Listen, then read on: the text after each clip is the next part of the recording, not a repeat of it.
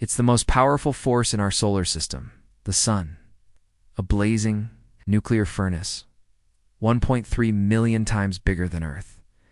It gives us light, warmth, and life.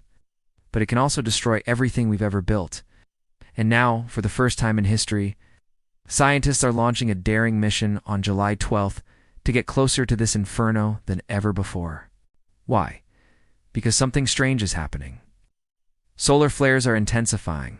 Magnetic storms are growing. Satellites have been knocked out. Astronauts are being warned. And deep beneath this fiery surface, there may be signs of something the world isn't ready for. This isn't just about space. It's about survival. What happens on July 12th could determine whether our planet thrives or burns. And the scariest part? NASA isn't telling us everything. The sun. Too many, it's just a glowing circle in the sky. But behind its golden light lies one of the most destructive forces in the universe. Every second, the sun produces more energy than humanity has ever consumed in its entire history.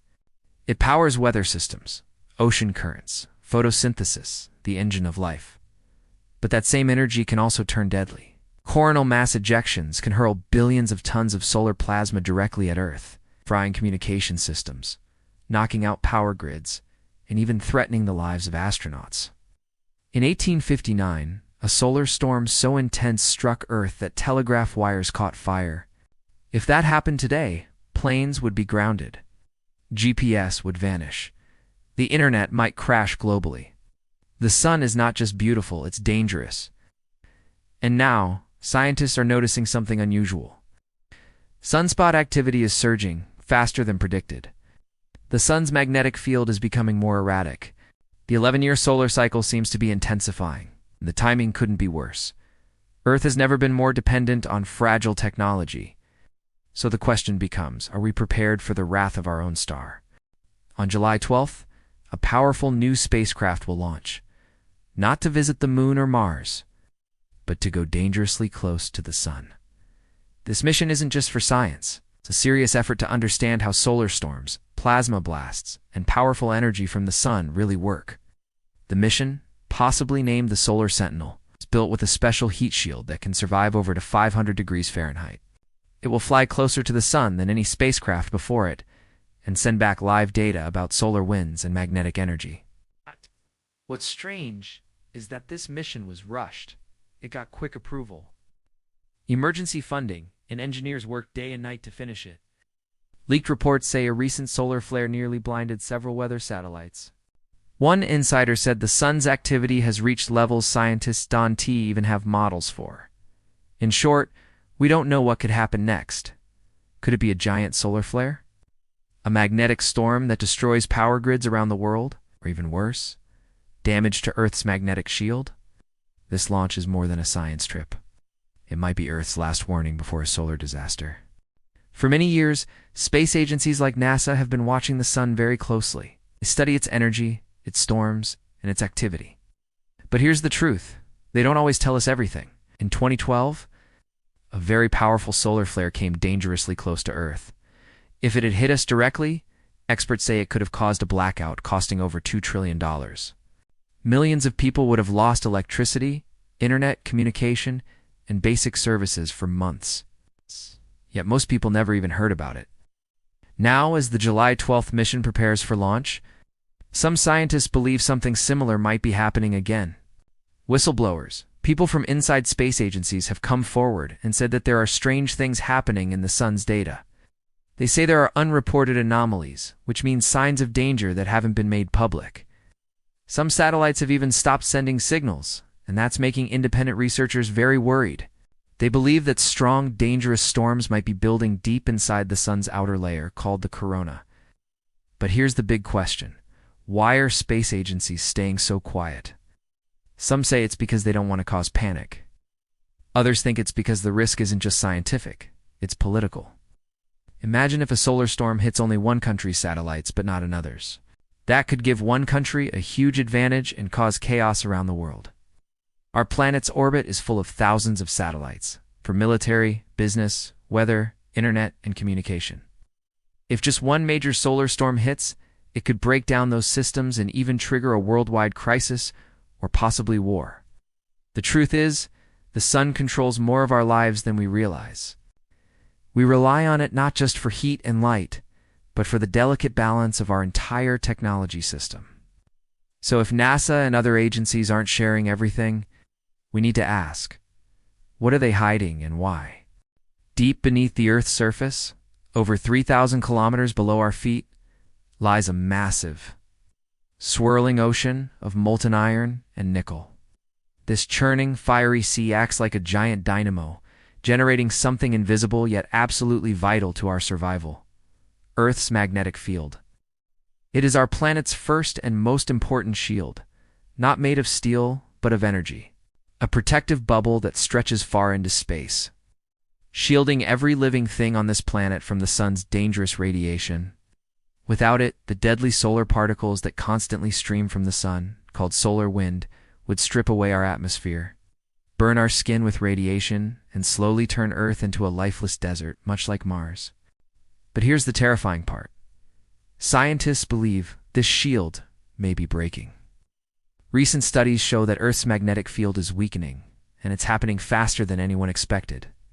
Satellite data confirms that the strength of our magnetic field has dropped by about 10% in just the last 2 centuries. That might not sound like much, but in terms of planetary protection, it's a massive red flag. One of the most concerning areas is what scientists call the South Atlantic anomaly, a strange zone stretching over parts of South America and the southern Atlantic Ocean, where the magnetic field is significantly weaker. In this region, satellites flying overhead have started malfunctioning.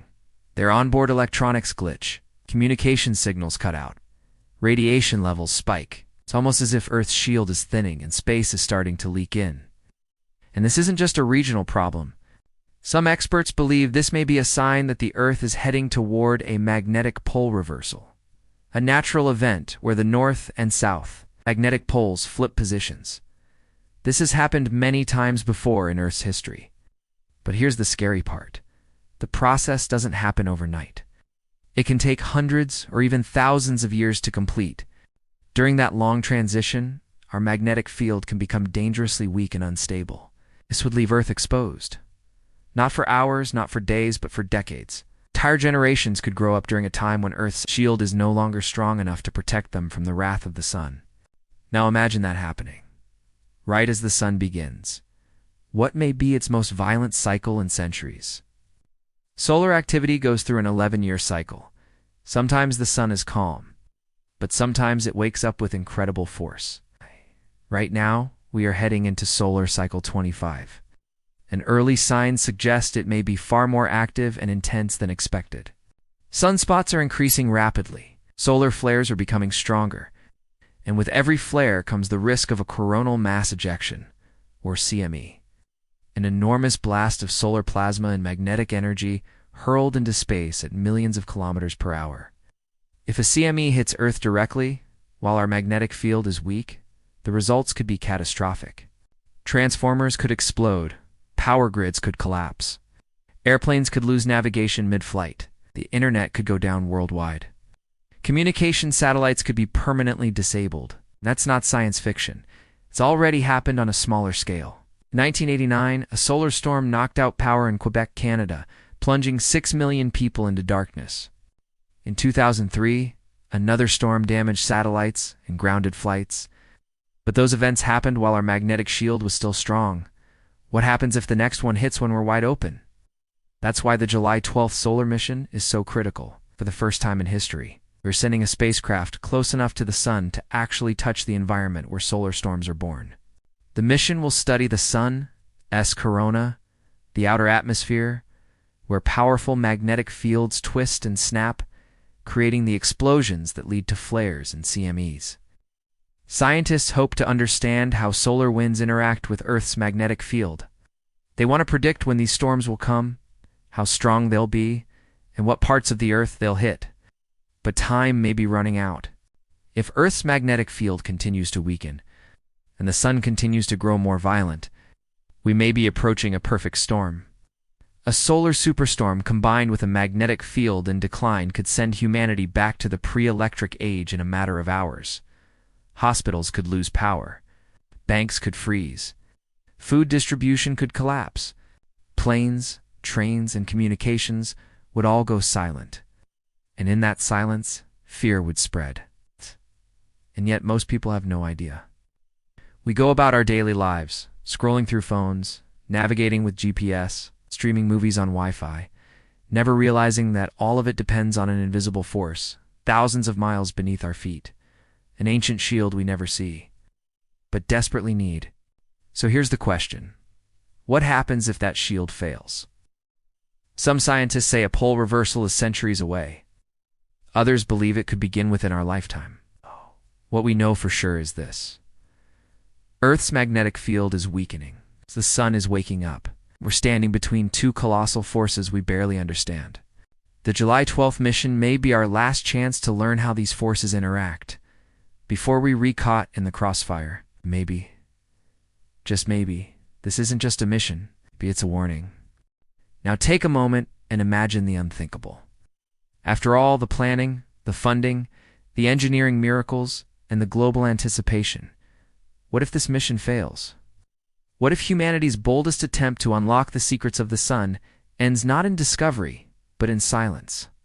The spacecraft, our mechanical messenger, might malfunction. It might lose contact.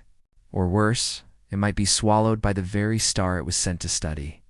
The heat, the radiation, the chaotic magnetic storms that swirl through the sun. As corona could rip it apart. Before it ever sends back a single byte of useful data. It's a terrifying thought. Because if this mission fails, the consequences won't just be about money or science. They'll be about survival. You see, this isn't just a research mission. It's a race against time. Solar Cycle 25 is already underway. The sun is becoming more active, unpredictable, and dangerous. Without the data this mission is designed to gather, without those early warning signs, we are effectively flying blind into what could be the most volatile period in recent solar history. Governments won't have the necessary forecasts to predict incoming flares. Airlines won't know when to ground flights. Power grid operators won't know when to shut down transformers. And space agencies won't know how to protect astronauts aboard the ISS or the growing number of civilians in orbit. Imagine a solar flare erupting from the sun's surface. A massive burst of energy, larger than Earth itself. Now imagine we don't see it coming. Within minutes, satellites could fail. GPS would vanish. Your phone wouldn't work. Your car's navigation? Dead. Internet cables under the sea could be disrupted. Hospitals running on digital systems might lose their records or power. Air traffic control would go blind. And within hours, entire countries could go dark. No electricity, no banking, no communication. It's not just for minutes, but for days. Weeks, maybe even months. That's what this mission is trying to prevent. It's not just about understanding the sun, it's about defending ourselves from it. The July 12th launch is more than a milestone. It's a sentinel, a lone guardian flying into the fire, so the rest of us can stay in the light. It will attempt to read the sun's movements, measure the threats building inside its magnetic heart, and send back real-time information that could give Earth the precious minutes, or even seconds it needs to prepare. But if it fails, we may not get another shot for years. Missions like these take time. They require funding, international cooperation, years of testing, and perfect conditions. And in that gap, between failure and a possible replacement, we may face the very event this mission was meant to warn us about. And maybe that's why the world's leaders are watching this launch more closely than they admit. Maybe that's why. Behind every press release and public statement, there's a quiet urgency in every room where this mission is being monitored, because they understand something the average person doesn't. The sun is not our friend. It's not our enemy either. It simply is. A force of unimaginable energy, beauty, and danger, and completely indifferent to the tiny blue dot orbiting it. We've built a civilization that depends on fragile networks, on satellites, signals, circuits, and systems. And all it takes is one solar flare. One blast of invisible energy to bring it all crashing down. So as the countdown begins, and the engines ignite, and the solar sentinel rises into the sky, we're not just sending a spacecraft. We're sending a question. Can we survive the next great solar storm?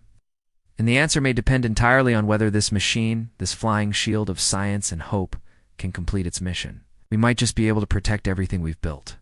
If it can't, well, then the sun gets the final word.